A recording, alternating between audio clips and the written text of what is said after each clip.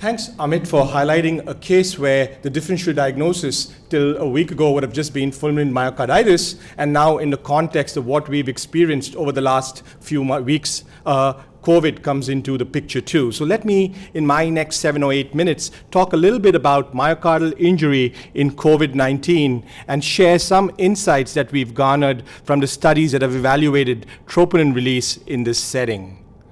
So very appropriately, when the disease pandemic came out, our focus was focused on the lungs because, like SARS, this was a disease that clearly affects the lungs, and acute lung injury is the characteristic finding, with ARDS being the dreaded complication. So shown here on the left is what happens in the underlying lung. You can see a classic lung image with a hyaline deposition consistent with ARDS in a patient with COVID.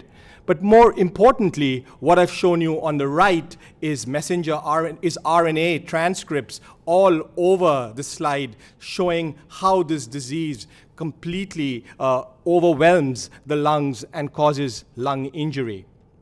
In the weeks since we've recognized this, we have seen that the disease is protean in many, many ways. So every week or every day, there's a new case showing a unique manifestation of this disease.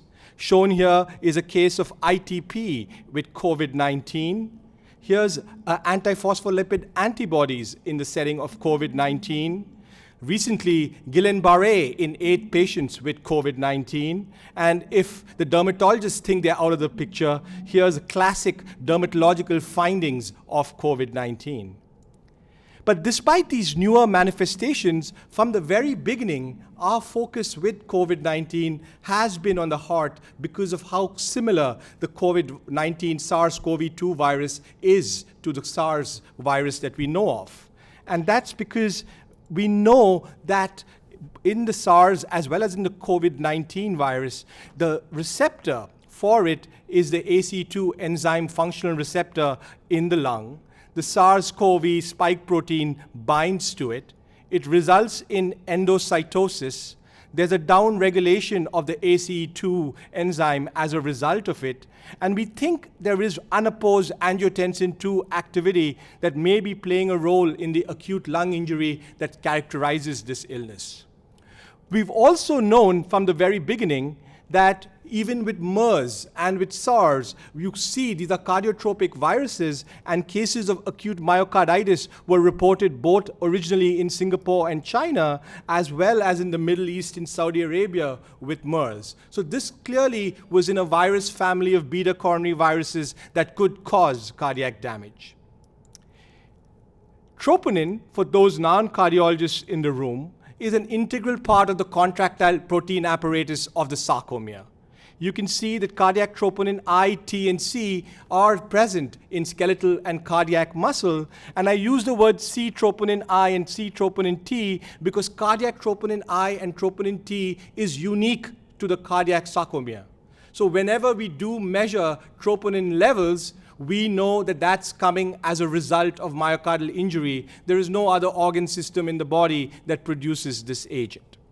So taking this background, let me highlight 2 of the early observations that we noted in the COVID era.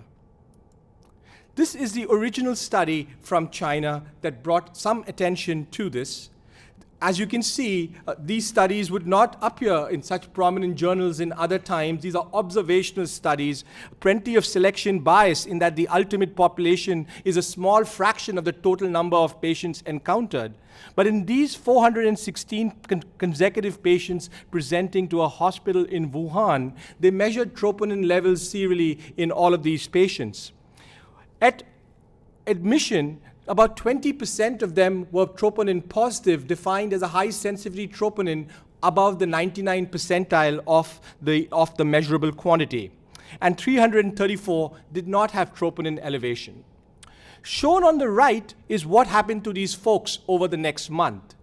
You can see that with the presence of troponin injury, the association with mortality is extremely strong. The curves diverge and diverge profoundly and continue to widen over time, suggesting that cardiac injury is associated with high risk in these patients.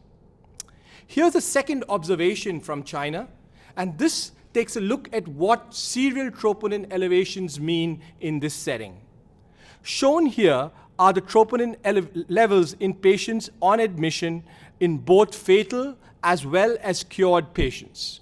You can see that in those people who had a relatively asymptomatic and benign course, the troponin levels were never elevated and continued to remain non-elevated during the course of their hospitalization or observation.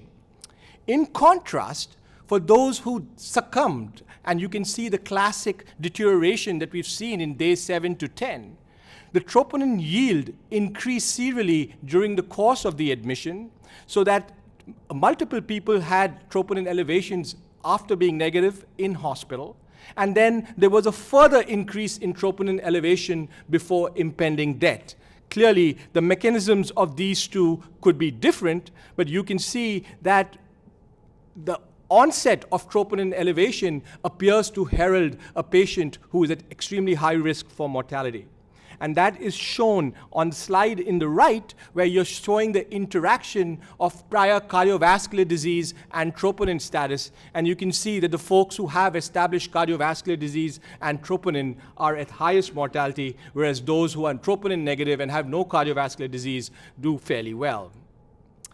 This here is an observation from New York City, which is quite applicable to any quaternary center taking care of patients with ST elevation myocardial infarction. It reports the first 26 cases of ST elevation noted in patients with COVID in New York City over the past 2 or 3 weeks.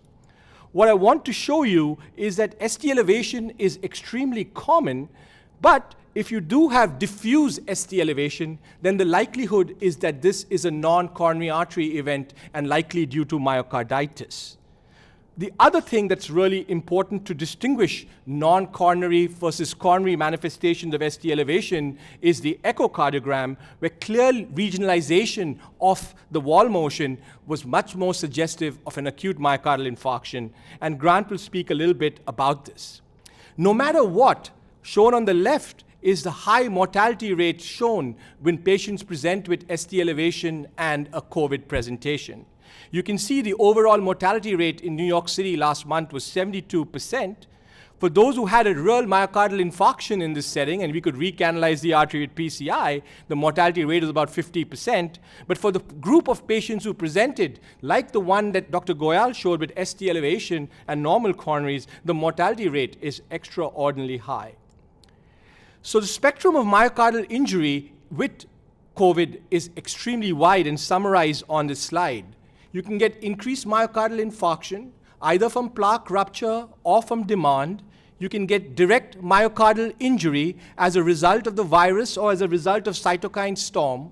You can get increased electrical instability because of the myocarditis, but also, as Dr. Svensson mentioned, because of the drugs we use, like QT prolonging drugs, like the combination of clarithromycin and hydrochloroquine. So in summary, as we move on, we made some changes to our practice recognizing this. One, we started utilizing high-sensitivity troponin in COVID patients. So in the Cleveland Clinic, we've been relatively unique in that we've used high-sensitivity troponin only in the emergency room based on its sensitivity, and we've used a 4th-generation troponin in the rest of the hospital.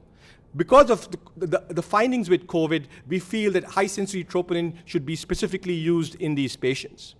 Because of the course of troponinemia, we think it's very relevant to do troponins on a daily basis for the first 3 or 4 days during admission to recognize those who change from a troponin to troponin positive status, because we think it heralds a high-risk group. We want to encourage performing a focused ultrasound to distinguish those with ST elevation with a myocarditis versus those who have a true ST elevation myocardial infarction. And finally, we have heightened awareness in the cath lab as we deal with this complication.